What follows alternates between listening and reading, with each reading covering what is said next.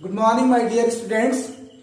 Myself, Mohammad Murshid Ali Khan. Once again, I join my channel Ajay Classes Gazipur City. Today, I am going to teach poetry for the intermediate students. So, I request every students who preparing board examinations. So, I request please watch my video at the last time. And don't forget this like, share and subscribe. Okay, thank you very much. Hello students, let's read chapter first of the poetry Character of Happy Life. Poet of this poem Sir Henry Wotton. Please look at whiteboard. Stanza first. How happy is he born or taught. Here is written how happy. कितना खुशहाल है वह व्यक्ति जन्म से या शिक्षा से। यानी इस फर्स्ट लाइन में कवि ये कहना चाहता है कि इंसान जिसका जन्म से और अपने शिक्षा से कितना प्रसन्नचित होता है। दूसरी स्टेंजा में कह रहा है that serves not another's will, यानी वह किसी दूसरों की चाहत का, इच्छाओं का गुलाम नहीं होता, यानी अपना काम किसी दूसरे के अनुसार, कहने के अनुसार, किसी दूसरे की चाहत के अनुसार नहीं करता। तीसरी बात में लिखा है, यानी तीसरे लाइन में लिखा हुआ है whose armour is his honest thought, यानी एक ईमानदार, प्रसन्नचित, नेक दिल वाले इंसान की ईमानदारी ढाल है उसकी। वह किसी भी विषम परिस्थिति में अपनी ईमानदारी को नहीं छोड़ सकता। यानी honesty is the best policy for the character of happy life, यानी प्रसन्नचित जीवन का एक अच्छा सा मूल मंत्र यह है कि ईमानदारी सर्वोत्तम नीति है। यानी नेक इंसान किसी भी परिस्थिति में इस गुण को, सर्वोत्तम गुण को नहीं छोड़ सकता। अंतिम लाइन में ये लिखा हुआ है एंड सिंपल ट्रूथ, और सामान्य सच्चाई ही उसकी सब जो है स्किल है। यानी ये कहना चाहता है here in this first stanza poet says an honest man never dislike honesty, okay, and he doesn't run by the others will, दूसरों के चाहत के अनुसार वह रन नहीं करता। he likes every moments only the honesty. This is here is written second stanza whose passions not his masters are, जो अपनी इच्छाओं का, जो अपनी भावनाओं का, अपनी तीव्र इच्छाओं का गुलाम नहीं है। इसका मतलब यह हुआ क्रोध, एंग्री, क्रोध, ग्रीड, लालच और तमाम तरह की जो अंदर की भावनाएं हैं, उन भावनाओं को अपने ऊपर हावी नहीं होने देता, यानी उन सब को कंट्रोल करके रखता है। Which soul is still prepared for death, यानी एक सच्चा इंसान मौत से नहीं डरता। वह ये जानता है कि मौत तो निश्चित है, इसलिए वह हमेशा तैयार रहता है।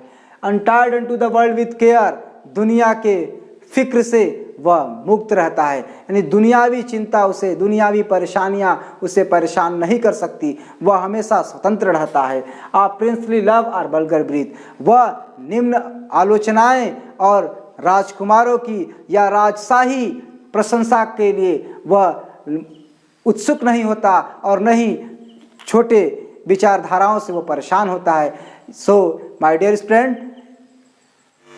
Let's watch stanza number 3 of the poem who hath his life from rumours freed. Here in this first line of the stanza who hath his life, rumours अफवाह, फ्रीड आज़ाद, स्वतंत्र रखता है। यानी एक नेक इंसान, ईमानदार इंसान अपने आप को चर्चाओं से दूर रखता है, दुनियावी चर्चाओं से दूर रखता है। Whose conscience is his strong retreat, उसकी अंतरात्मा ही उसका शरण स्थल है। यानी वह अपने अंतरात्मा की आवाज़ को सुनता है, अपने अंतरात्मा के आवाज़ के अनुसार ही कार्य करता है। Here in this third line of the third stanza whose state can neither flatterers feed, whose state can neither flatterers feed, वह किसी भी स्थिति में चापलूसी नहीं करता, यानी ऐसे लोगों से बचता है जो चापलूसी करते हैं या इस तरह की प्रवृत्ति को अपने आप में आने नहीं देता है। Nor you make operations great, ऐसा कोई भी अत्याचारी, उसका दुर्गुण प्रवृत्ति का व्यक्ति उसका कुछ भी नुकसान नहीं कर सकता।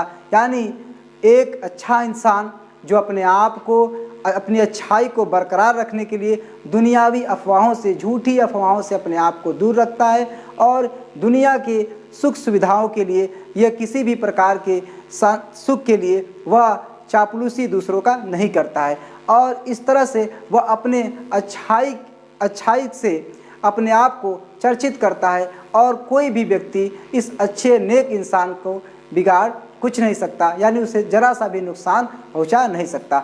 ठीक, अब now watch this fourth stanza, who envies none whom chance doth raise, वह ऐसे व्यक्ति से कभी ईर्ष्या नहीं करता, नफरत नहीं करता, ऐसे व्यक्ति से जो बाई चांस रेस, जो किसी भी प्रगति को प्राप्त किए हो, जिनका विकास हो रहा हो, जो प्रोग्रेस कर रहे हो, उस तरह के इंसानों से वह ईर्ष्या नहीं करता। यानी किसी भी इंसान की सुख सुविधाओं को देखकर, विकास को देखकर उसके अंदर किसी भी प्रकार की अवगुण जो है उत्पन्न नहीं होता। Here in this second lines, Narvis who never understood how deepest wounds are given with praise, कितना भी तकलीफ हो उस तकलीफ में उस खुशी को एहसास करता है। यानी तकलीफ से निकला हुआ जो खुशियां हैं, जो निकली हुई खुशी है, उसको वह महसूस करता है और वह कभी भी इस तरह की खुशियों को जो है बर्बाद नहीं करता। ना रूल्स ऑफ स्टेट, वह अपने राज्य के रूल्स की परवाह नहीं करता, बल्कि एक अच्छे रूल्स को वो फॉलो करता है। एक अच्छा नियम कानून जो ज़िंदगी को बेहतर बना सके, ऐसे बेहतर नियम कानून का वो पालन करता है। अब now let's watch this fifth stanza of the poem character of a happy life का, who God doth late and early pray, जो ईश्वर की सुबह और शाम प्रार्थना करता है। More of his grace than gifts to lend, कुदरत के गिफ्ट्स का, यानी अल्लाह ने, ईश्वर ने, कुदरत ने, भगवान ने, परम पिता परमेश्वर ने हमें इस जहां में जितना कुछ दिया है उसके इस कृपा का वह प्रशंसा करता है और उसकी वजह से वह उसकी सुबह शाम इबादत करता है। Who entertains the harmless day, वह अपने वक्त को जाया नहीं करता, यानी मनोरंजन में, सुख सुविधाओं में, बेकार की सुख सुविधाओं में फालतू का अपना वक्त जाया नहीं करता। With A well chosen book और फ्रेंड, वह अच्छी किताबें या अच्छे दोस्त को चुनता है और उसी के साथ अपने दिन को गुजारता है। यानी कहने का मतलब है एक प्रसन्नचित्त, खुशहाल रहने वाला नेक दिल इंसान वह अपने वक्त को बेकार जाया नहीं करता, बल्कि वह अपने वक्त का सही इस्तेमाल करता है और अच्छी अच्छी किताबें और नेक इंसानों के साथ अपने वक्त को गुजारता है। Now watch this sixth stanza of the poem, this man is free from surveil bands, इस प्रकार का व्यक्ति जो दुनियावी बंधनों से मुक्त होता है। यानी कवि यहाँ पे कहना चाहता है कि एक अच्छा इंसान, संत गुणी इंसान, जिसके अंदर जो है दरवेश की क्वालिटी हो, जिसके अंदर जो है अच्छी सोच हो, जो सुबह से लेकर शाम तक नेक ख्यालों में ही अपने वक्त को गुजारता है, ऐसा व्यक्ति दुनिया की तमाम बुरी बंधनों से मुक्त होता है। आप होप टू रेज और फियर टू फॉल, और न ही वह उदय होने का यानी विकास करने की उम्मीद वह तो करता है, लेकिन असफल होने से वह डरता नहीं है। यानी उसे पता है कि इस खेल में, यानी इस खेल का मतलब ये हुआ जिंदगी में कभी राइज है तो कभी फॉल है। इस तरह की परिस्थितियाँ हमेशा बनी रहेंगी, इससे डरना नहीं है। लॉर्ड ऑफ हिमसेल्फ, वह स्वयं का मालिक होता है, बट नॉट ऑफ लैंड्स, वो पूरे जहां का तो मालिक नहीं होता, लेकिन अपने आप का मालिक जरूर होता है। वह अपने आप को नियंत्रित रखता है और अपने आप पर पूरी तरह से वो कमांड है। हावी है और अपने आप को काबू में रखता है।